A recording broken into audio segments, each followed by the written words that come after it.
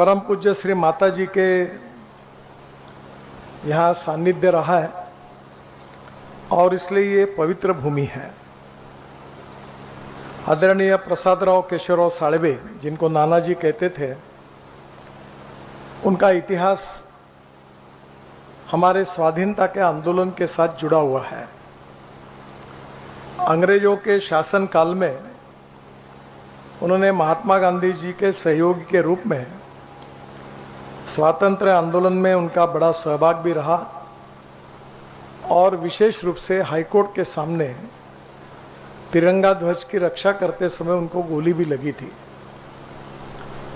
छिंदवाड़ा जिले के ग्रामीण क्षेत्र से उनका संबंध रहा और उसके बाद में देश के स्वाधीनता आंदोलन में उनका जो सहभाग था वो बहुत महत्वपूर्ण था।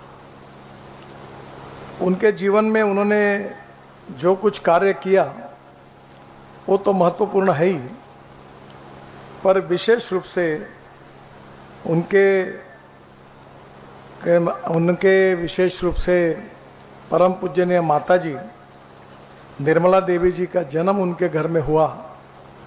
ये भी उन्होंने हमारे देश के लिए और समाज के लिए एक बहुत बड़ा एक प्रसाद के रूप में उन्होंने दिया।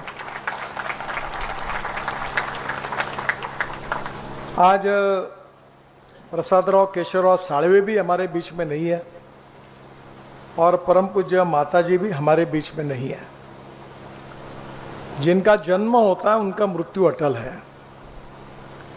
ये यावत चंद्र दिवाकरो ऐसा नियम है, इसके लिए कोई अपवाद नहीं है। और लोकमान्य तिलक जी अक्सर ये कहते थे कि कौन सा व्यक्ति अपने जीवन में कितने साल तक जिया है, इससे ज़्यादा उसका जीवन कैसा रहा ये ज़्यादा महत्वपूर्ण है।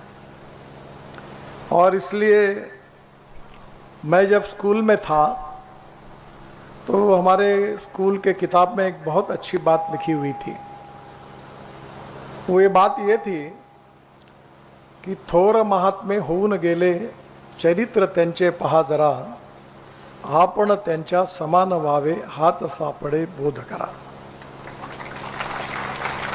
जो हमारे थोर महात्मा होके गए हैं उनके जीवन में जो उनका चाल चलन व्यवहार चरित्र रहा, उनका व्यक्तित्व, उनका कार्य, उनका नेतृत्व, उनका जीवन दृष्टिकोण रहा, व्यक्ति के रूप में उनके मन में जो सद्गुण थे और जो विचार हमको विरासत के रूप में उन्होंने दिए हैं, उसका हमारे जीवन में अगर हम अनुकरण करते हैं तो उनके जैसा ही बनने की कोशिश हमारे द्वारा हो सकती है।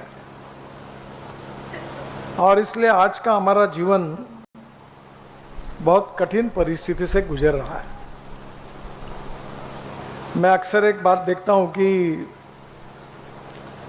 आज हमारे यहाँ हर व्यक्ति दुखी है। ऐसे बहुत कम लोग मिलते कि जो बोलते मैं बहुत सुखी हूँ, अच्छा हूँ। मैं एक बार राजस्थान के विधानसभा में गया था।